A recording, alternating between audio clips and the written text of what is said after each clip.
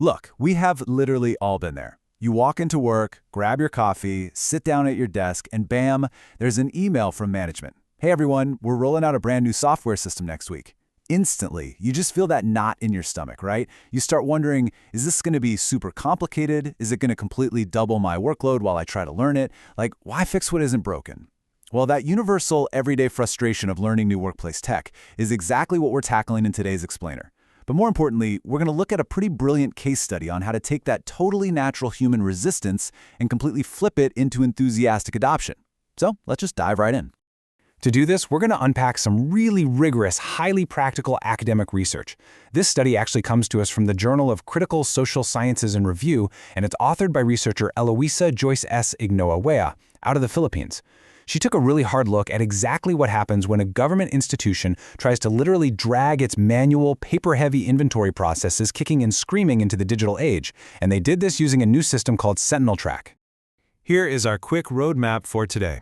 First, we'll look at the tech adoption paradox. Second, tracking university digital assets. Third, why do users actually resist?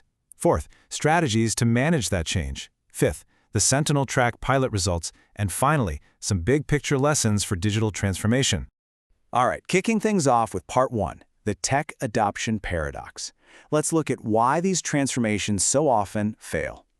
It really is a massive question, isn't it? Why do digital transformations fail?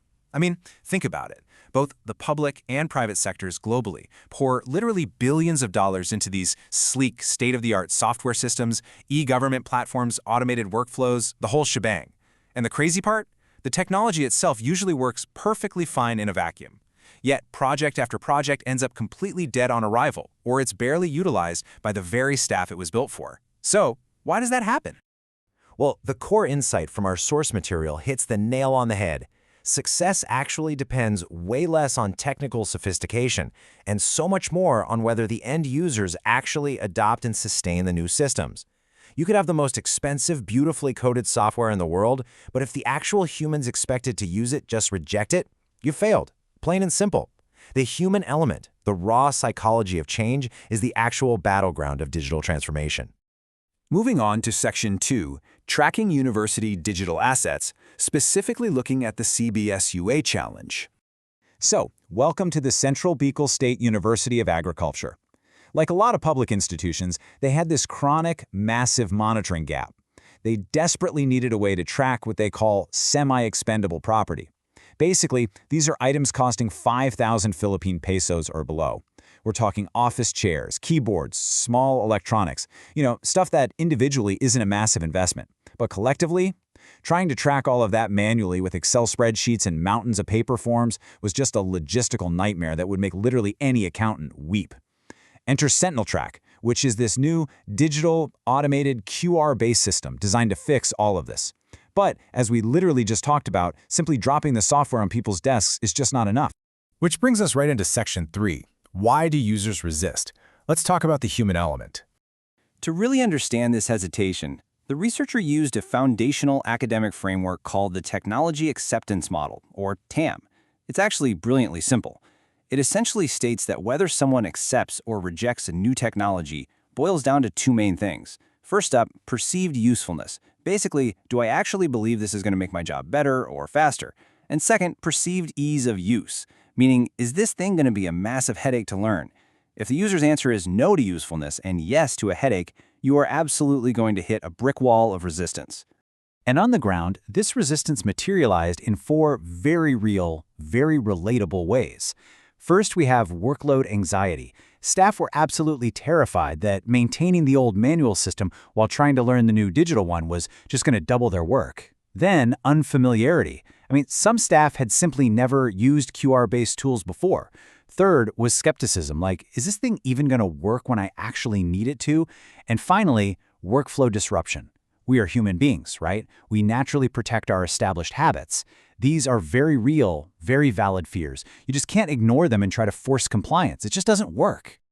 Okay, Section 4, Strategies to Manage Change, leaning on Kotter's 8-step model. So to get past all those fears, the implementation team deployed a sequence of tactics that were, quite frankly, a total masterclass in human psychology.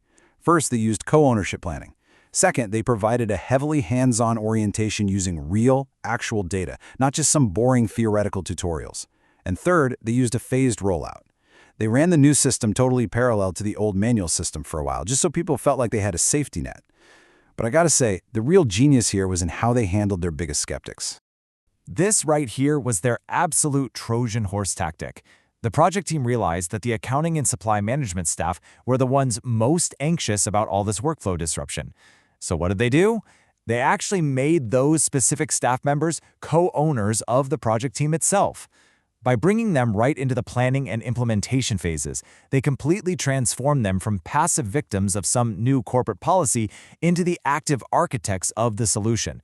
They literally turned their potential resistors into the system's absolute biggest champions. How smart is that? Let's look at how this played out in Section 5, the Sentinel Track pilot results. Did all of that psychological maneuvering actually work? The answer is a massive, resounding yes. Following the pilot, an incredible 95% of end users reported overall satisfaction with the Sentinel Track system. Why? Well, because the interface was incredibly clear. It turns out, scanning a quick QR code is way easier than digging through dusty filing cabinets or updating endless rows of spreadsheet cells. They hit incredibly high marks for that perceived ease of use we talked about earlier. Okay, but what about the other side of the coin? What about perceived usefulness? Well, the companion time and motion study revealed a staggering 46.14% gain in efficiency. Tasks that used to take hours of manual cross-referencing, they were happening almost instantly now. When the staff saw that the system was actually giving them their time back, adoption wasn't a chore anymore. It was literally a massive relief. The contrast here just perfectly sums up the entire journey. The staff's initial totally understandable fear was all about an increased workload, but the actual real-world result? A massively reduced administrative burden. The supply management office reported huge time savings just from the automated report generation, and the accounting office finally had real-time data visibility that they could actually trust. The technology proved its worth for sure, but it was the change management that actually gave the staff the breathing room to experience that worth. Not a single surveyed participant wanted to go back to the old manual system. Not one. Finally, Section 6, Lessons for Digital Transformation and Actionable Steps. So what's the big takeaway? Well, the study leaves us with some really concrete steps for translating a successful, localized pilot into a durable institutional practice. And honestly, these apply to almost any organization out there. First, you have to formally institutionalize the new system through high-level policy. Make it the official standard, not just a fun little experiment. Second, assign a specific department. In this case, it was a supply management office as the permanent custodian, just so the system doesn't become an abandoned orphan project. Third, you absolutely must implement ongoing competency-based digital training that actually respects people's different skill levels. And finally, engage your auditors and compliance officers early on to ensure the new digital outputs actually meet their strict standards. It's really all about building a supportive ecosystem completely around the software. Sentinel Track proved without a shadow of a doubt that technology adoption really isn't an IT problem at all. It's a human puzzle.